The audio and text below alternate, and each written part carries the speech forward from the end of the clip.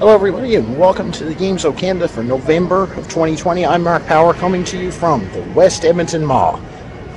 And if you're wondering why I'm doing it here, well, this is the last day of my vacation. And spend it here at the biggest mall in Canada. Over 3.8 million square feet. Tons of stores, an indoor water park, theme park, mini golf courses galore, you name it. West Edmonton Mall's got it all. And I'm sorry the video is a little shaky here on my phone, but I didn't really feel safe bringing my laptop in here with my camera, so this will have to do. Anyway, before we get off topic, let's talk about this month's edition of the Games of Canada, and we'll look back at a show that was actually produced not terribly far from here in Calgary, and it was called Musiquest.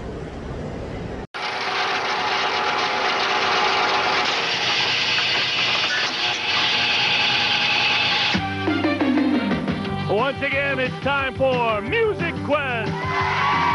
Welcome to television's family game show that tests your music knowledge.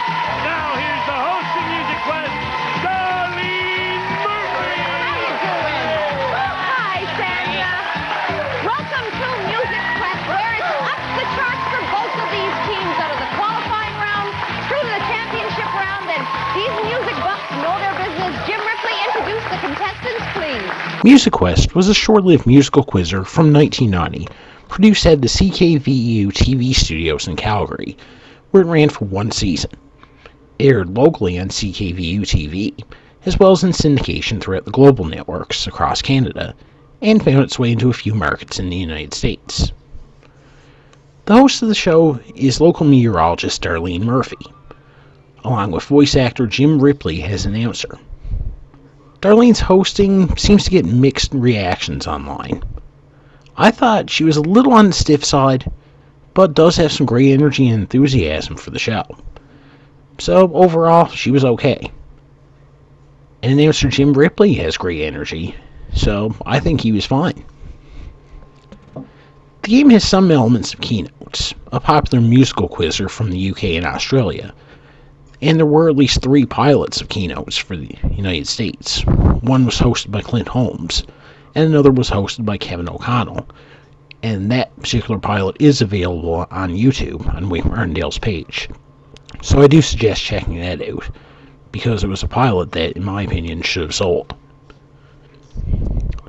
The format of Musiquest works as follows. 2 families of 3 play. To begin the game, each family is assigned a mystery melody, and given one free note of said melody. A series of segments are played throughout the show, each one beginning with a video or audio clip and a question relating to it. The first family to buzz in with the correct answer picks up 10 points and 1 note of their mystery melody. They also score control, and Darlene will ask them the next question unopposed. If they answer it correctly, they pick up another 10 points and another note, but a wrong answer will give their opponents a shot at it. If both teams miss, the next question is a toss-up. Each segment consists of 3 questions. After its completion, each family is then given a chance to identify their mystery melody. The notes are played and they're allowed to confer and give one guess. The value of the mystery melody starts at 100 points, with 10 points being deducted for each note that's played. Oddly, if a family does solve a mystery melody, they do not get a new one. So from that point forward, they're just playing for 10 points in answer to the questions. This is a little bit of a flaw in the format as far as I'm concerned, because it kind of punishes the team that did play the game better. But on the other hand, it does give the trailing team a chance to catch up. But that being said, I think they should have just been given a new mystery melody. After a few of these segments, the game goes into the catch-up round. Darlene will ask each family up to 4 questions. The first correct answer is worth 10 points. The second correct answer is worth an additional 20. The third is worth an additional 30. And the fourth is worth an additional 40 points, for a total of 100 points. If the mystery melody is still available, at the conclusion of these 4 questions, the family is given one more chance to solve it. The family at the highest score at the end of the game wins a small prize package and advances to the encore round. In the encore round, Darlene will ask the team captain a series of true or false questions about music for 60 seconds. Each correct answer adds another 10 points to the team's score. Now, why are they playing this bonus game for points? Well, at the end of the season, the 8 families that come through with the highest scores return and compete in the championship tournament. In tournament games, the format pretty much stays the same as the regular games, with families seeded top to bottom as per any standard sports playoff. The only real change to the format is that both teams get an encore round. The family with the highest score moves on to the next round of the tournament. The losing team is out.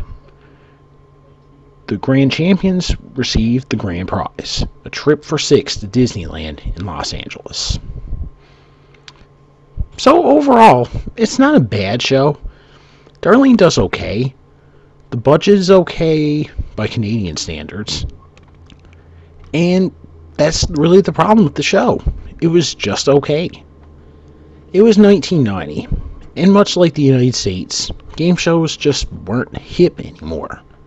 Tastes were shifting in the United States towards talk shows, and in Canada it was much the same. So in 1990, if you wanted a game show to last, you needed to hit a home run. And Musiquest didn't do that. It's not that it was a bad show. It's just, let's say, something was cooking, but it wasn't hot enough yet. So that's going to do it for this edition of the Game Show Canada from West Edmonton Mall. This is Marc Power on behalf of all of us at Game Show Gumbo saying, long may your big jib draw.